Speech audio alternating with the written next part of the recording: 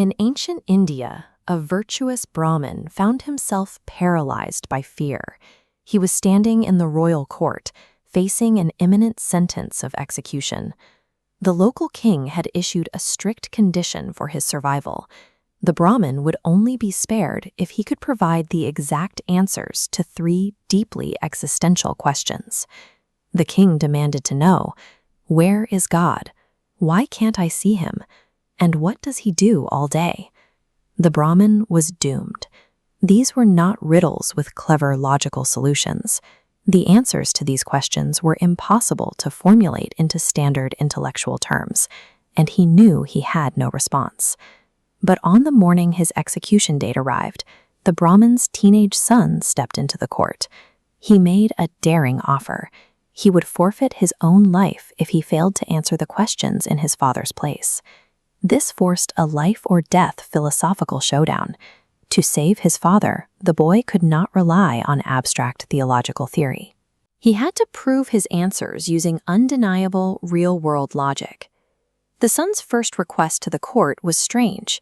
He asked for a bowl of milk and instructed that it be fully churned into butter right in front of the king. Once the butter formed, the boy set his trap for the first question.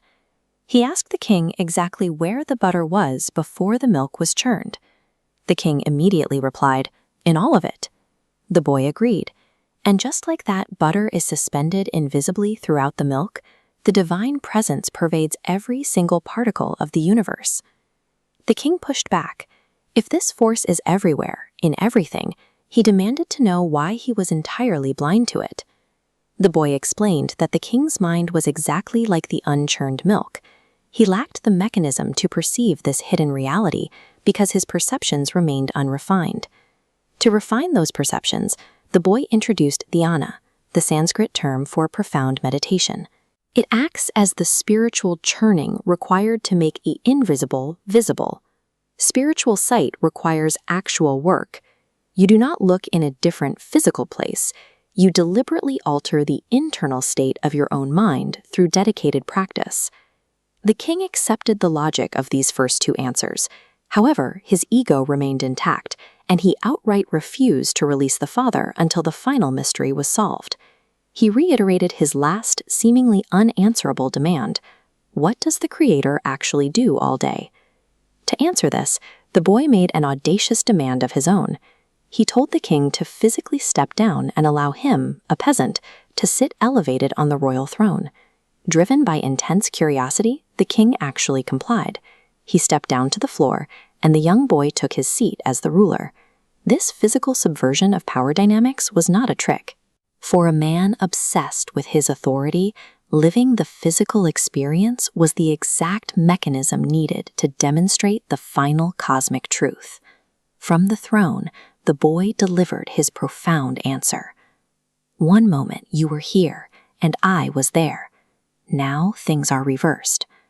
The constant, unending action of the divine is this perpetual lifting up and casting down of every single person in the world. Our greatest exaltations and our deepest ruins are completely out of our control. They are subject to a supreme will, often drastically changing within a single lifetime. This story traces its roots to the Isha Upanishad, an ancient Indian text embedded in the Yajurveda.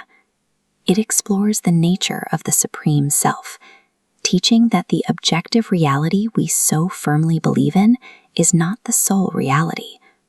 By recognizing this invisible, churning force behind all of life's terrifying reversals, we can release our ego. We surrender the illusion that we are in control, and we find peace amid the chaos.